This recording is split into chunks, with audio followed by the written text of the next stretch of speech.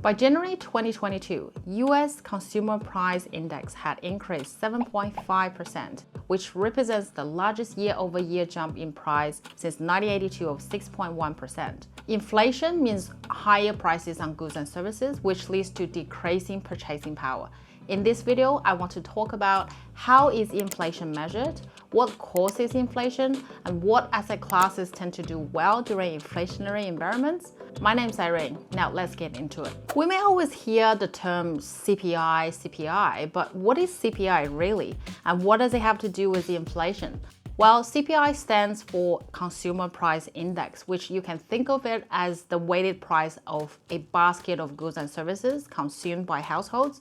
So the weight of each type of goods and service is based on how much households spend on these items. And inflation is the price change in percentage of CPI. So in Australia, the Australian Bureau of Statistics, ABS, collects prices from thousands of items and calculates the price changes, then aggregates them to work out the inflation rate for the entire CPI basket. In the US, Bureau of Labor Statistics, BLS, does the similar job and reports monthly. So how to calculate inflation? Let's use the example to understand how inflation is calculated.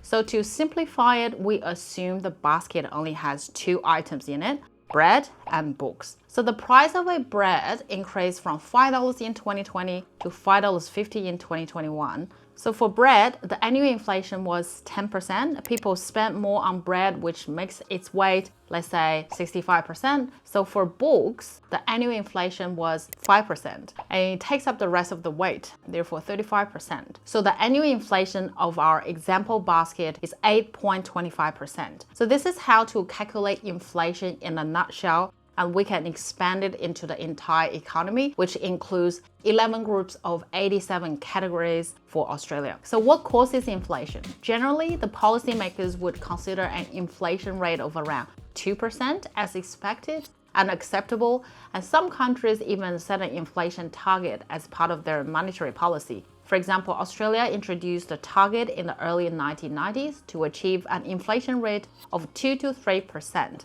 But keep in mind that this is not a definite inflation rate. It must be held all the time. It is the unexpected high inflation that lingers around rather long will ring the alarm to the policymakers to make further monetary decisions. So what can cause unexpected high inflation? The number one reason is when there are more demands than supplies. So this normally happens when there is an increase in the supply of money or stimulates to increase the demands for the goods and service that is currently in low production. In economics, it's called a demand pull effect, which essentially drives prices higher and higher. And this cause can partially explain the high inflation that is happening right now. Governments are printing money, introducing stimulus to save the unemployment rate, which was hit by the pandemic. We're looking at sending checks to Americans immediately. Americans need cash now, and the president wants to get cash now. And I mean now, in the next 2 weeks. Avec ce plan, nous soutenons dès aujourd'hui l'emploi de ces premières victimes de la crise, les jeunes et les demandeurs d'emploi. This plan is about keeping Australians in jobs. This plan is about keeping a business in business. The number two reason is when the cost of commodities rise. So when the cost of commodities rises due to the shortage or demands, the cost of all kinds of intermediate goods will rise too because they use the raw material. And this type of cost is called the cost push effect. And this cause also contributed to the recent high inflation that we're experiencing right now. So this unexpected inflation will erode your cash, making you have less and less purchasing power. People with fixed income monthly are affected the most, such as retirees or even white-collar professionals whose pay rise cannot keep up with the inflation. So the US Federal Reserve in late January indicated that it could soon raise the interest rate, but as of shooting this video right now, it's still sitting on the 0.08% low point, and Australia's interest rate sits at 0.1% despite the hiking house prices. As an investor, one of the reasons that we stay in the stock market instead of putting the money into cash is to fight the expected inflation, which is around 2 to 3% band. So the worst thing that you can do during a high inflationary environment is to leave your money in cash because the real interest after deducting the inflation could be negative. So what do? Let's go through some asset classes to see any of them can provide the hedge against inflation. Let's look at commodities first. As we discussed earlier, the increased cost of commodities can be the cause of unexpected inflation. So if that's the case, commodities price should rise when inflation is accelerating. Therefore, it could be a hedge against inflation. Well, Vanguard Quantitative Equity Group did a research based on the unexpected inflation and commodity price rise. So the study suggests that in the past 3 decades, a 1% rise in unexpected inflation would produce a 7% to 9% rise in commodities. Pretty good, huh? But how does everyday investor access to this asset class? Well, commodities normally trade in a derivatives markets where futures contracts and options are used. So in Australia, retail investors can trade commodities through contracts for different CFDs, which allows you to bet on the price volatility. Traders typically use leverage, so it's a lot riskier and speculative. And there are commodity index mutual fund or trust that you can easily access, but they're still using futures contracts. Technically, it should be a good hedge against inflation, but for retail investors, it's too risky, in my opinion. How about bonds? Say, for example, the treasury bonds actually are the loans that you lend to the government. So if you lend out 1,000 with 2% coupon rate for 5 years, during these 5 years, the price doubles. Then in 5 years' time, you get your par value of 1,000 that is only worth 500. So it would be silly to invest in bonds in an inflationary environment, right? Actually, that is how wealth is redistributed from the bondholders, investors, back to the governments involuntarily during high inflation.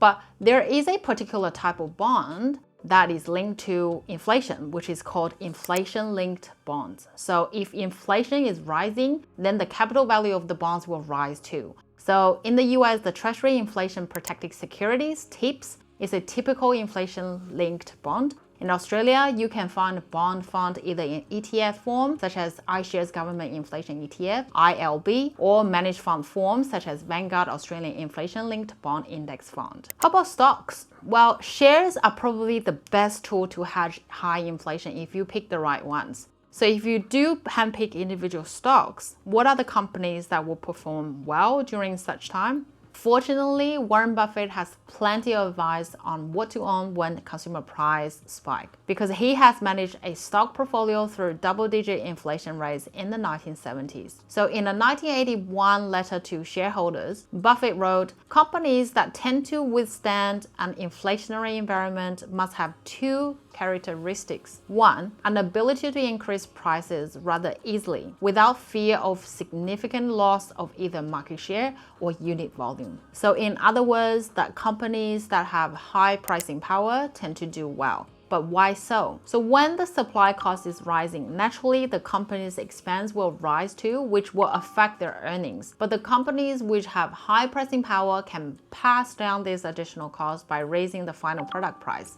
So earnings not only may not be affected, but also the company may earn some extra bucks. Generally, those companies that have high pricing power will have wide moat. Morningstar has a moat rating that classifies the companies into 5 categories: switching cost or the network effect, intangible assets, the cost advantage, or efficient scale. The second trait of a company that tend to do well during high inflation is that the best business to own is one that doesn't require continuous reinvestment because it becomes more and more expensive as the value of a dollar drops. So to sum up, to own companies that are asset light with great pricing power. If we see the top 4 stake of Berkshire's portfolio, Apple, Bank of America, American Express, Coca-Cola, all of them have tremendous pricing power. How about REITs, real estate investment trusts?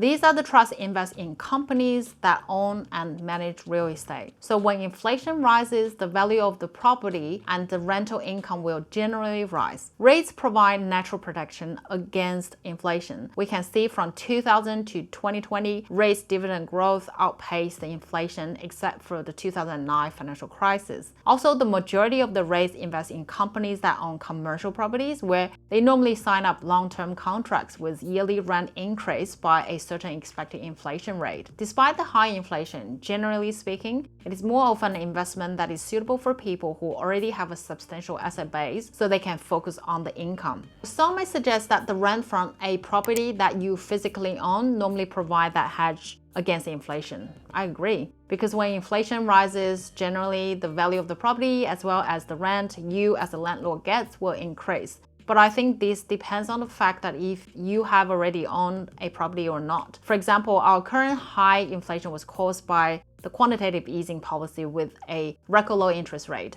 Yes, the value of the Aussie property market skyrocketed last year, which also means that you would be paying a relatively higher price to enter the game if you don't own one. The government wouldn't sit there forever without interrupting the high inflation. It means that we should expect the interest rate to eventually pick up. The monthly mortgage repayment will also go up. So keep these 2 points in mind if you are thinking to own an investment property to hedge inflation.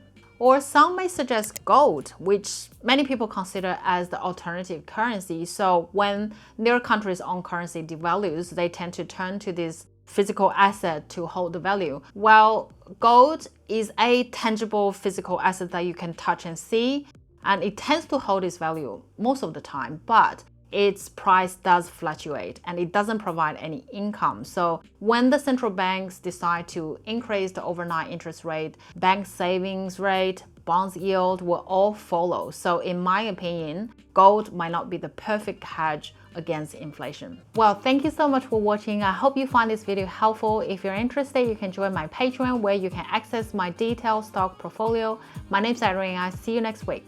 Bye.